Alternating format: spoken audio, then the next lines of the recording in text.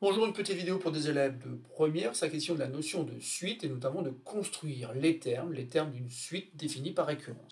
Dans cet exercice, UN est une suite définie pour tout entier naturel n par U0 est égal à 0,2 et le terme de rang n plus 1 est égal à 1 moins le terme de rang n au carré divisé par 2. Dans le repère ci-compte, on a représenté donc la fonction qui à x fait correspondre à 1 moins x au carré sur 2.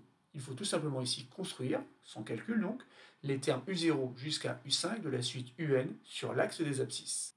Je rappelle que cet exercice, vous pouvez le retrouver dans le livret, un livret qui se trouve sur le site de ma page YouTube, et ainsi vous pouvez faire la construction sur ce livret, la construction de ces termes. Dans un premier temps, donc, je vous demande d'appuyer sur pause, d'effectuer la construction de ces termes, et ensuite, vous pourrez lire la suite de la vidéo afin de vérifier avec la correction que je donnerai de cet exercice. Alors, passons à la correction de cet exercice. Un exercice pas très compliqué. Il suffit simplement de remarquer que pour tout entier n naturel, le terme de rang n plus 1 s'obtient tout simplement en utilisant donc cette fonction. Cette fonction qui à x fait correspondre donc 1 moins x au carré sur 2 fait tout simplement que le terme de rang n plus 1, c'est rien d'autre que l'image de un. En fait, ici, et tout ceci avec un premier terme, U0, qui est égal à 0,2. Ensuite, donc, on va utiliser cette relation afin de pouvoir construire les termes. Mais pour construire ces termes, si vous avez déjà fait des exercices sur ce thème-là, vous devez vous rappeler qu'on a besoin d'une droite. C'est la droite d'équation y égale x. Et je rappellerai au fur et à mesure à quoi sert cette droite d'équation y égale x. Toujours est-il que le premier terme, donc c'est U0, et U0 est égal à 0,2, il est là. Et donc si je veux avoir U1, finalement, je vais avoir U1 comme étant l'image de U0 par la fonction f. Et donc je vais utiliser la courbe de la fonction f qu'on m'a donnée dans cet exercice pour obtenir la valeur de U1.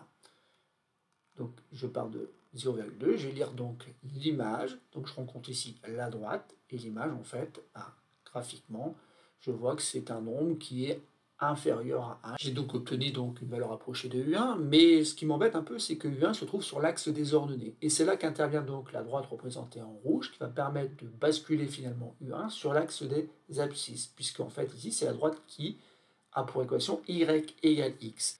Donc je prends ma règle, je fais correspondre donc ici, mais sur l'axe des abscisses. Et donc je bascule. J'obtiens donc U1. Pour avoir U2, j'ai tout simplement utilisé le fait que U2, c'est l'image de U1.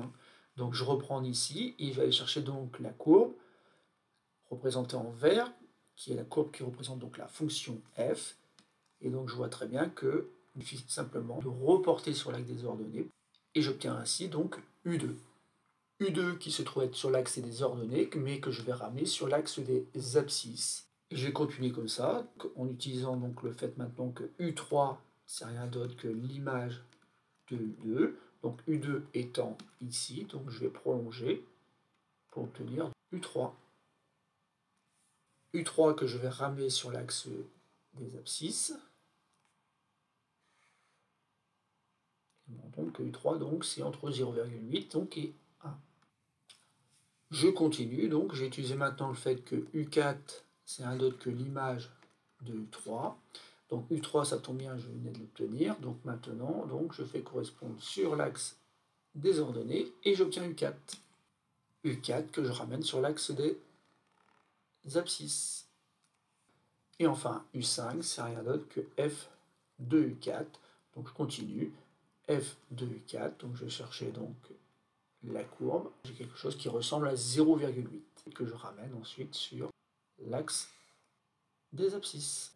Et puis si on met quelques petits coups de gomme et qu'on regarde un petit peu l'essentiel en fait de cette construction, on reconnaît quelque chose qu'on peut caractériser comme une construction en escargot vers l'intérieur comme ça, et qui fait qu'en fait ici on n'a pas une suite qui est monotone. En fait ici elle n'est ni croissante ni décroissante. Quand vous regardez U0 puis U1, et puis après U2 il devient plus petit, puis U3 devient plus grand, U4 était plus petit, U5 devient plus grand. On n'a pas une suite monotone. Par contre, ce qu'on peut imaginer, c'est que cette suite-là admet vraiment une limite, et cette limite, en fait, si on continue la construction, on va s'apercevoir que c'est rien d'autre que l'abscisse du point d'intersection de la droite que j'ai construit en rouge avec la courbe verte qui m'était donnée dans l'exercice. On peut donc écrire qu'on observe que la suite UN n'est pas monotone, mais qu'il semble que la limite de cette suite, malgré tout, soit un nombre L, où L, en fait, c'est tout simplement la solution d'une équation. Donc la solution de l'équation, donc L égale 1 moins L au carré sur 2. Je vous laisse le soin d'aller calculer donc la solution de cette équation, et ainsi donc vous pourrez conjecturer que la limite de un, c'est tout simplement l'une des deux solutions de cette équation. Voilà, c'est tout pour cette vidéo.